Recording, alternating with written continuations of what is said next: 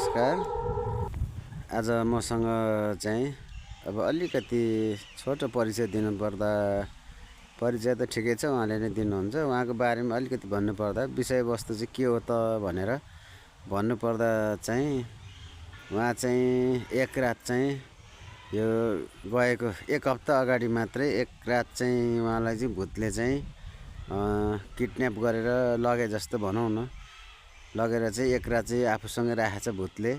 अनि त्यो कुरा चाहिँ मलाई सार्वजनिक गर्छु।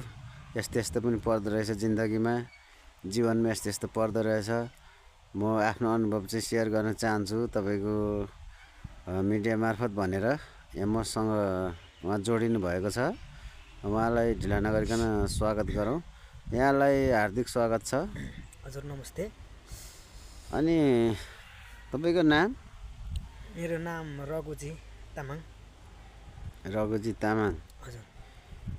अनि घर कहाँ तपाईँको? मेरो घर सिन्धुपाल्चोक जिल्ला हो, अलि लेक साइडमा पर्छ। सिन्धुपाल्चोक लेक साइड। हजुर। भूतले मलाई एक रात चाहिँ लग्यो, त्यो अनुभव चाहिँ म सेयर गर्न चाहन्छु भनेर भन्नुभयो। हजुर। खास भूतले कसरी लग्यो, कसरी चाहिँ पुग्नु भयो, के छ बताइदिनुहोस् त। यस्तो छ, अब कसरी म भूतबाट कसरी म पुगेँ भन्दाखेरि नि अब यस्तो छ, मेरो घर चाहिँ अलि जङ्गलको बिचमा पर्छ। जङ्गलको बिचमा? हजुर। अब सिन्धुपाल्चोक भयो, अलिक पहाडी भेग भयो नि त। पहाडी भेग। हजुर। अलि पहाडी भेग नि, अनि मेरो त अलि लेक साइड पर्छ घर। ए त्यही क्रममा चाहिँ अब म भनौँ न जङ्गलको छेउमा छ घर। म एक्लै बस्ने, घरमा अरू कोही छैन। त्यही क्रममा चाहिँ अब घरमा एक्लै हुनुहुन्छ? त्यही क्रमले भन्दा नि अब मेरो गाउँमै अलिक पातलो छ कि अब एक दुई घन्टाको दुरी हिँडेपछि मात्र गाउँहरू भेटिन्छ हुन्छ, एक अर्को बिच घर छैन। तपाईँको घर एक लासमा छ? हजुर। डेढ दुई घन्टा नहिँडी अरू घरहरू भेटाउनुहुन्न? हजुर। ए अनि के भयो? अनि त्यही क्रममा चाहिँ म राति अब खानासाना खाएर सुत्ने क्रममा चाहिँ अति यो धेरै धेरै अगाडिको कुरा नि होइन, एक हप्ता अगाडिको कुरा हो। हजुर। खाना खाएर सुत्ने क्रममा चाहिँ म राति सुतेँ होइन, बेलुका अब खानासाना खाएर अब सुत्ने हुन्छ नि, सुतेँ। राति सुत्दै जाने क्रममा चाहिँ अब राति पिसाब फेर्न उठ्नु पऱ्यो भनेर उठेको त हुन्छ नि, अब यो के भन्छ अरे बादल जस्तो हुन्छ नि। बादल जस्तो? हजुर। राति बादल जस्तो कपासे भएको हुन्छ नि। हजुर हजुर। त्यस्तो ठाउँमा चाहिँ म परेछु भन्दा नि अब कसरी त्यहाँ गएछ भने त्यहाँ म आफूलाई के अरे आश्चर्य लाएर चाहिँ म तपाईँको मिडियामा आएको हो। खाना खाएर सुत्नु भएको मान्छे एक्कासी कपास भए जस्तो बादल जस्तो पुरै सेतो बादल भने जस्तो सेतो? हजुर। बादलभित्र बसे जस्तो हुन्छ। म त पिसाब फेर्न उठेको, म त एक्कासी अब कसरी म यस्तो भयो, म त खाना खाएर सुतेको मान्छे कसरी यस्तो ठाउँमा आइगयो भने म अचम्म परेर म तपाईँको मिडियामा आएको। ए अनि के भयो त त्यहाँ पुग्नु भएको त थाहा भएन, अचानक पुग्नु भएछ, के भयो त्यहाँ? के भयो भन्दा नि म त्यहाँ अब यस्तो अब त्यही बस्दै जाने क्रममा चाहिँ अब अलि लामो लामो दारी भएको होइन, हजुर। सेते फुलेको अब जस्तो भूतै भनौँ न। भूतले तपाईँलाई कब्जा गरिसकेछ? कब्जा गरेर लगेछ। कति समय, के घडीसडी हेर्नुभयो? कति समय भन्दाखेरि त्यो बिहानको लगभग बिहान भनौँ न, रातिको भनौँ न कि अब बिहानको भनौँ न 3-4 बजीतिर हो लगभग।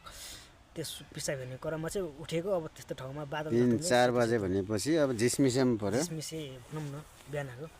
ए अनि के भयो त्यहाँ, कसरी छुटेर आउनुभयो त्यहाँ, कस्तो अवस्थामा राख्यो उसले, के गर्यो तपाईँलाई? यस्तो छ, त्यहाँ राख्ने म कसरी बसेँ भन्दा नि अब भूतले अब हुन्छ नि लगभग 1.5 किलो जति के अरे बङ्गुरको मासु पकाएर ल्यायो।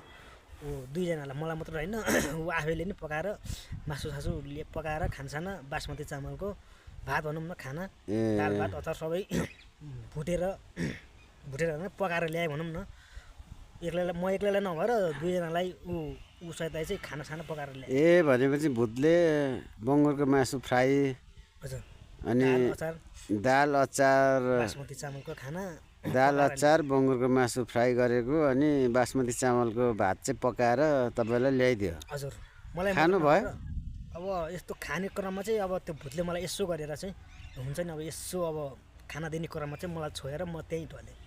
ए खानु दियो फेरि नखाइकन ढल्यो? हजुर। कतिखेर उठ्नुभयो, के भयो?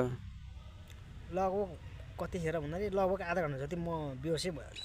आधा घन्टा बेहोसै बनाइदियो हजुर अनि त्यहाँबाट फुत्किन चाहिँ कसरी सफल हुनुभयो तपाईँ त्यहाँ त्यसपछि आधा घन्टा पछि म लगभग बिउजी होला नि बिउजिएँ भनौँ न अब अँ। रातिको समय होइन बिउजी अनि त्यस लगत्तै चाहिँ म त्यहाँबाट भागेँ त्यहाँबाट भाग्नु भयो हजुर घर पुग्नु कति समय लाग्यो खास कस्तो ठाउँमा लगेको रहेछ घर पुग्नलाई कति समय लाग्यो भन्दाखेरि म ट्याक्कै 1.5-2 घन्टा जति लाग्यो भनेपछि टाढै लगेछ टाढै तपाईँलाई लगेछ। बोक्नु पछि आएन लिनलाई पछि आएन तपाईँ घर पुग्ने साथै यहाँ म कहाँ आउनुभएको हो हजुर आफ्नो अनुभव सेयर गरौँ भनेर हजुर मलाई यस्तो घटना धेरै भएको छ अब म अर्को नि ल्याउने छु यस्तै घटना मलाई धेरै भएको छ अब एकैचोटि अब ओर्दा त अलि नमिल्ला लामो हुन्छ हजुर, लामो हुन्छ त्यही हेर्ने सुन्ने दर्शकवृन्दहरूलाई नि हजुर। भद्दा हजुर लाग्न धेरै लामो सक्छ। हुन्छ नि त। हजुर त्यसो भए अहिलेको लागि यहीँ टुङ्ग्यौँ त हामी हस् त हस् हस्